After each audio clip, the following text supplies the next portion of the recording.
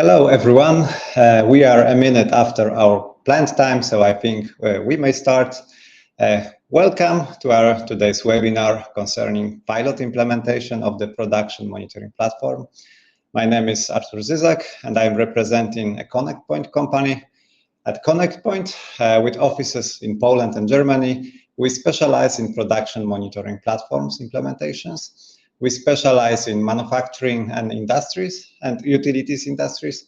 And everything we'll be talking today comes with over 10 years of expertise and projects provided to companies like Danone, Mondi, Twinings, RWE, Veolia, and number of pilot projects that we deliver every year. Before I move to the agenda, a few housekeeping rules. This webinar will take roughly 30-40 minutes. If you have any questions, please type this on the chat and I'll answer this at the Q&A session at the end.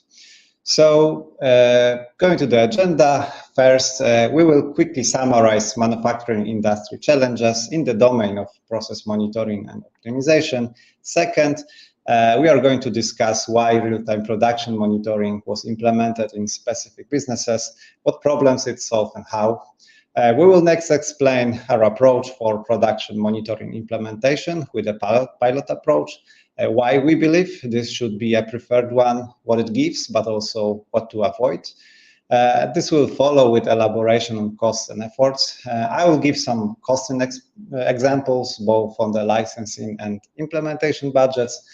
And as mentioned, we will be closing with Q&A when I will try to answer questions, if there will be any.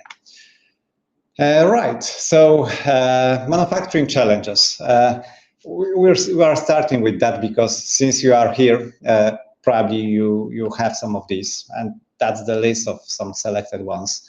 In production planning and execution, basically, we tend to say that post-factum analysis might not be enough. You need to know your OEE, KPIs, alerts on time, exactly when anomaly happens. You need to know if current production status is green, if current shift is performing well, what machines or production lines are not operating well. You might stuck with Excels that are prone to error, that requires a lot of manual work. Excels do not work well when you need to take instant decisions. You need to validate data coming from machines, maybe make adjustments to keep your KPIs reliable, but it's difficult. It might be difficult to enforce users to input comments in good quality and on a time. Maybe you need to take quick but complex decisions, and you need underlying data right now, not to rely on only on your intuition or expertise. Moving forward in maintenance, you want to optimize cost and minimize services time, but you need data. You need to get instant anomalies alarms or even predictions for incoming anomalies. You need to make sure that these alarms are properly addressed by your team. Finally, in energy efficiency, basically you may feel there's place for improvement, but you don't know where to start with analysis. In example, you can see some specific machines or lines are consuming more energy than expected, but without data, you can't really analyze the root problem. Last not least, in energy efficiency, you might have different energy sources, maybe renewables like PVs, and you need to optimize to use it, like combined with other energy sources to minimize energy consumption with a planned production schedule. And to summarize all, you need to take faster and better decisions. And when taken, you need to control if these decisions are properly implemented. Moving to the production monitoring deliverables, the most obvious, but also the most natural, real-time visuals. Here are two main perspectives. From the ownership perspective, meaning who will use these visuals, yeah? And we may give a number of examples. Visuals on the production floor, so available to anyone there. Dashboards for selected users, operators, managers, teams, shifts, or views for selected machines, lines, factories, business segments, you name it. Then the perspective, what is provided on the visuals in real time. So we can list key KPIs like current OEE and its components, production volumes, downtimes, number of changeovers, energy consumptions, material consumptions, tasks assigned for users and its statuses, failure probability for machines from the maintenance perspective. And I think it's important in your production to be tracked nonstop. So sky's the limit, but we have to be careful. We have probably more data than we need to visualize, so we need to focus only on the key elements. To summarize, you need these visuals not only to know something, you need these visuals to know that something's going on and to take actions as fast as possible. So, as mentioned, we monitor real-time data to make real-time decisions and actions. But technology is not to make people stare on a screen 24/7 and watch for anomalies. You rather need that users will be effectively notified that there is something wrong. And when this is the case, when something is wrong, they are provided with instructions what to do to follow the procedure or agreed process. What's more, sometimes if the process or procedure is more complex and you need some validations to be made, you need some sign-offs. So to make sure that certain decisions are made responsibly. Maybe you want that some certain steps will be made by the team in case of certain anomaly, or maybe you need your operators always provide manual context to any unplanned downtime, or maybe you need that critical processes are supervised with specific sign-offs. Here comes alarms, tasks, and decision workflows based on real-time data. Similar to visuals, there are two perspectives: who should be notified or assigned to the task or alarms, and on the other hand, what's the subject of the notification. And here are some examples. Let's say that anomaly is detected. So system will notify user or leader or the team with a pop-up message at their screen. Maybe system will force actions on specific users, like freeze his screen until the job is not completed. When there is a list of open tasks, system will prioritize that and force to close the most important one at first.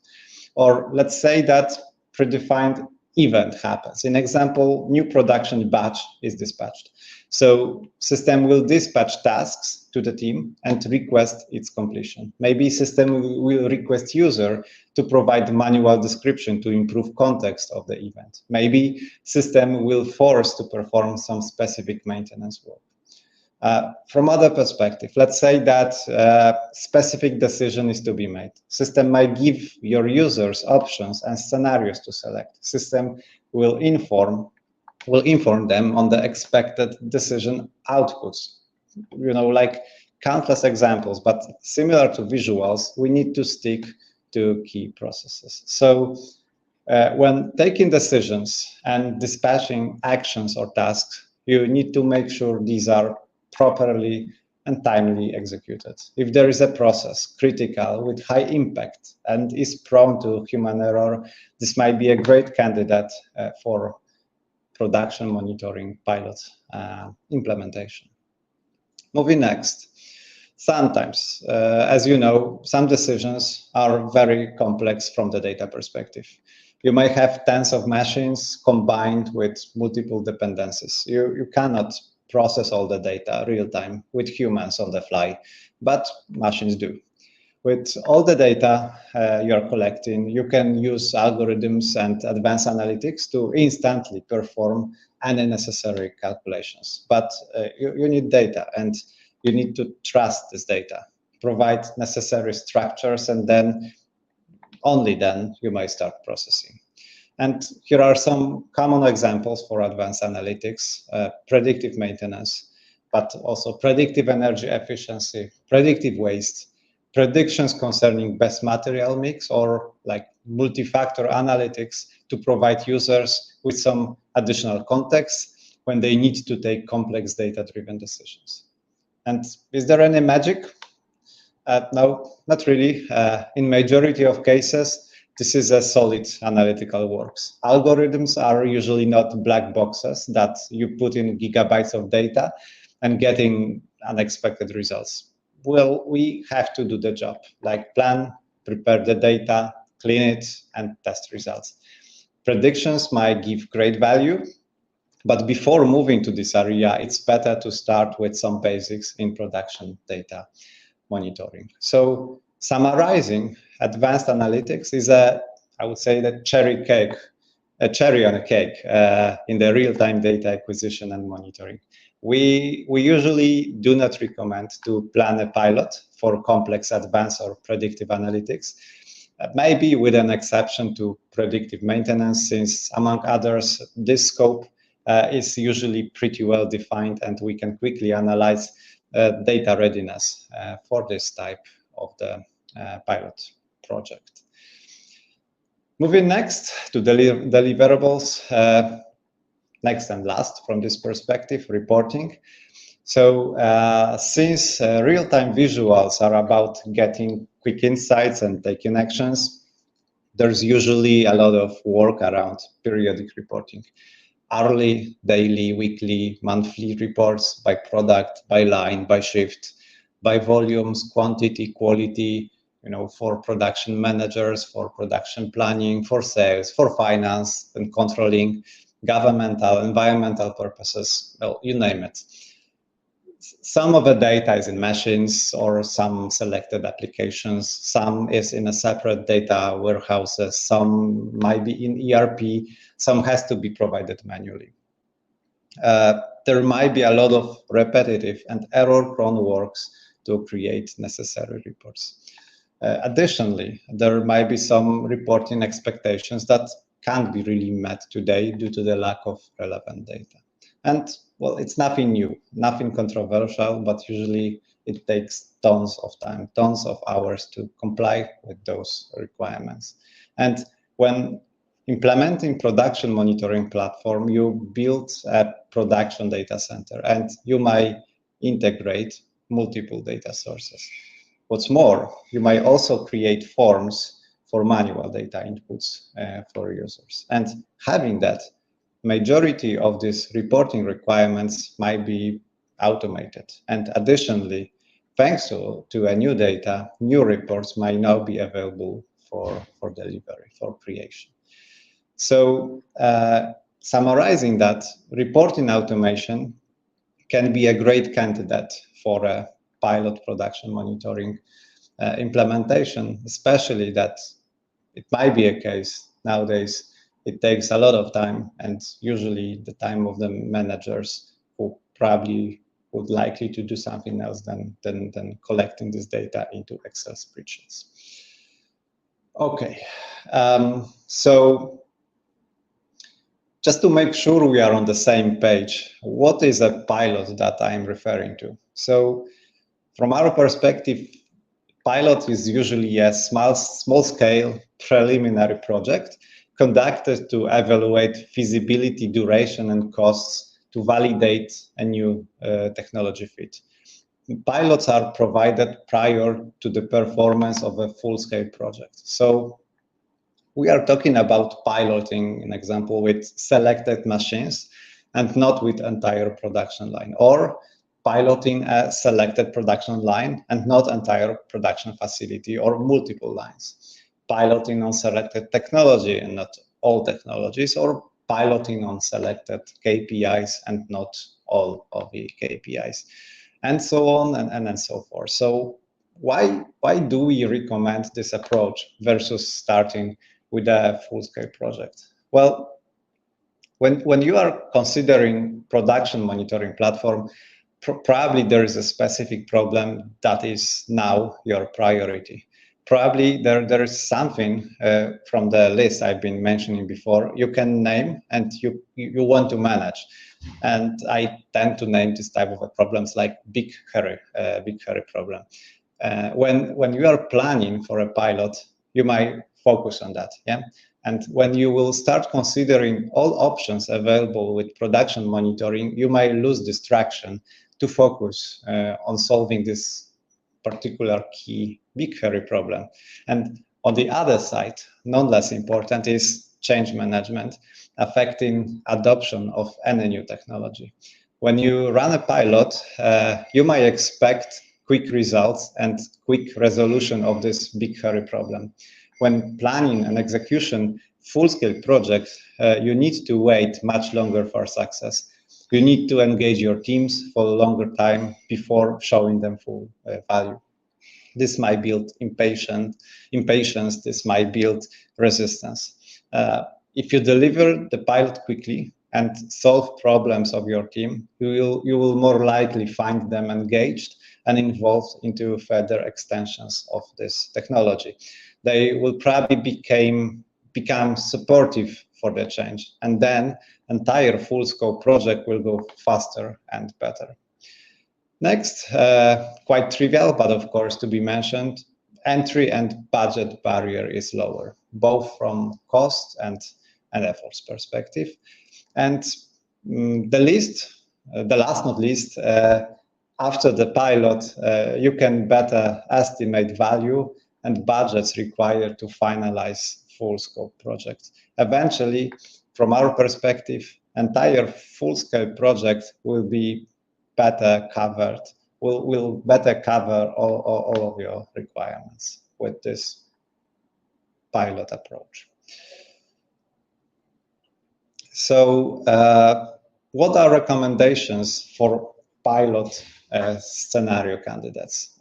Well, from our perspective, that's pretty simple, at least the approach. So you need to evaluate three aspects. First, importance. So the problem solved with a pilot should be significant.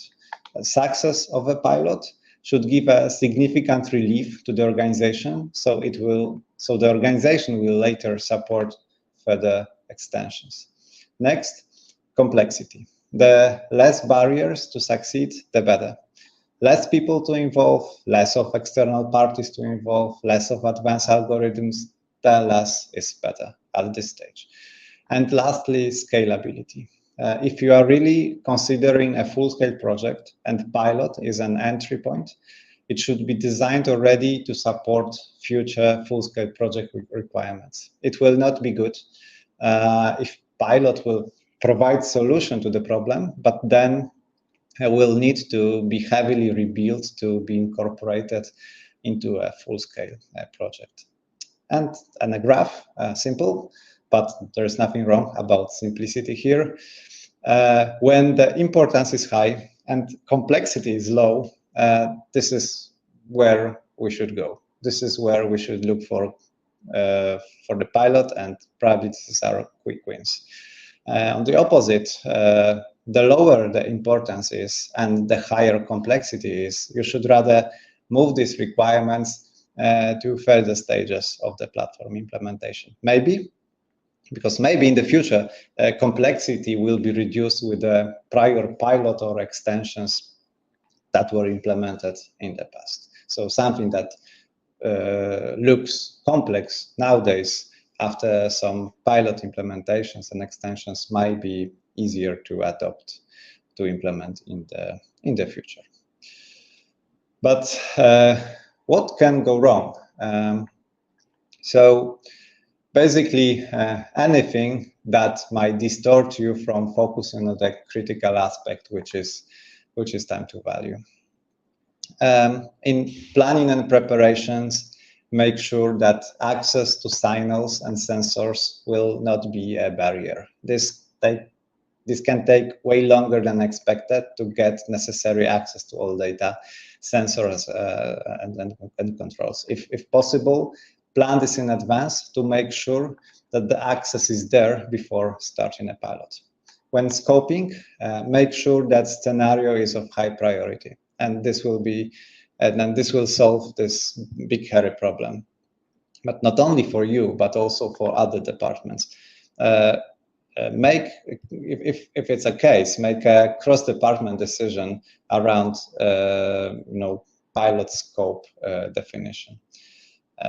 avoid fireworks in the pilot definition. This is tempting to add another requirements, another quick win to the pilot scope. To some extent, yes, but limit this to a reasonable minimum. On the other hand, avoid huge shortcuts. Follow good practices. Make sure the pilot will fit into future architecture, that you secure necessary assumptions for the future, like, for example, signals, naming convention, process standardization, and similar. In execution, the key is a good kickoff. Explaining goals of the pilot, importance of the change, assumptions taken underneath pilot are the key for further success of the project. Without proper pilot, without proper kickoff, it might turn out that there are some high hopes, some expectations that won't be met on the pilot go live. So this should be well communicated in advance, so everyone is expecting what is going to happen. Too much focus on visual aesthetics. You may take weeks or months to lift and shift of a selected report, colors, styles, fonts. It's all about aesthetics. Of course, it's important to some extent for the initial adoption of the technology, but we should not spend much time on that, just a required minimum. And the last, scope extensions during pilot. That's another temptation. Focus on go live, deliver promised value and not take another risks with extensions, however easy it looks like. If you can think about extending the scope, better think about shortening current scope. And this way, you'll also exceed sponsors' expectations towards this project. And now, something that might be interesting to some of you, budget and effort estimates.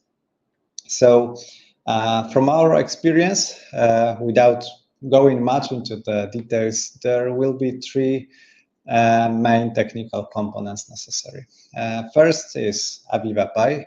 That's the monitoring platform from Aviva, providing all necessary components to start and extend with data monitoring. Nowadays, thanks to so-called flex licensing from Aviva, this is much more affordable, especially for the projects like pilots. Next, Smart RDM. That's our own solution. That might help, especially when pilot concerns more of data validations, decision support systems, reporting, or advanced analytics. Smart RDM significantly shortens time to value for the projects, either visuals or reports or analytics. This is why we recommend to use it. And third point is some infrastructure like SQL Server, but this is to say requirements for these servers are rather low.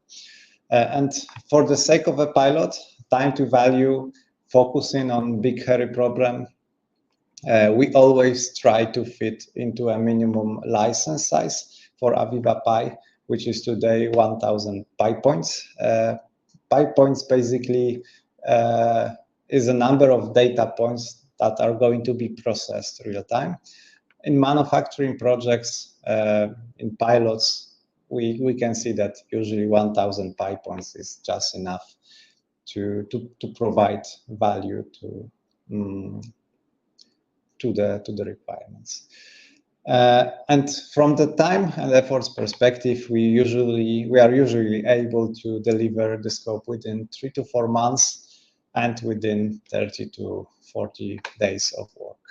So altogether, when planning a pilot and following majority of recommendations from this presentation, we may tell an average implementation budget, including licenses and services, should close in average of 60,000 euro.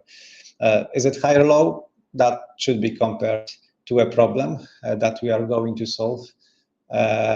with the ROI that might be calculated on this type of a projects. And, as usually, that depends.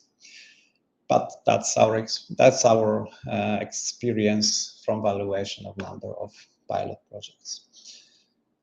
And here, the last slide, because this is to say that pilot is just a beginning, and the price that it takes and problem that is being solved is the starting point.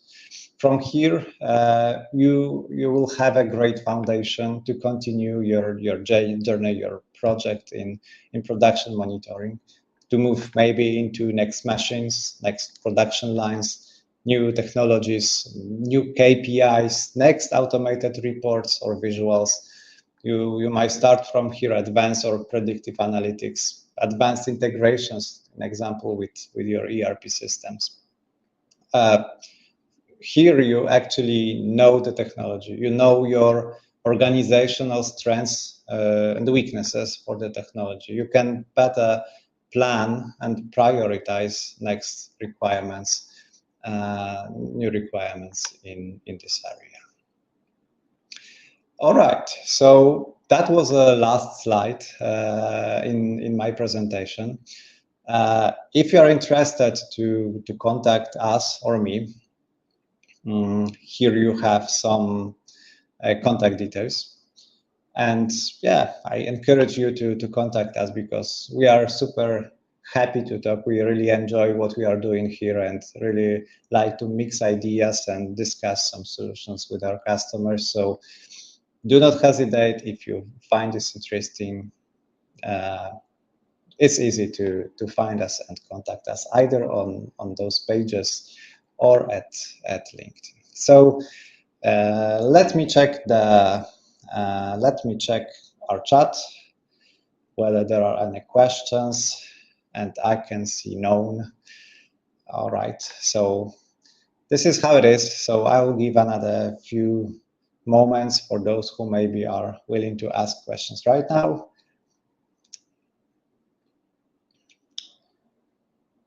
But if there's nothing, I think we may stop here.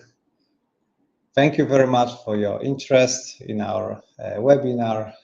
Thank you for joining, and hopefully to meet you sometime in the future discussing different manufacturing challenges. It was a pleasure for me. Have a good day and talk to you later.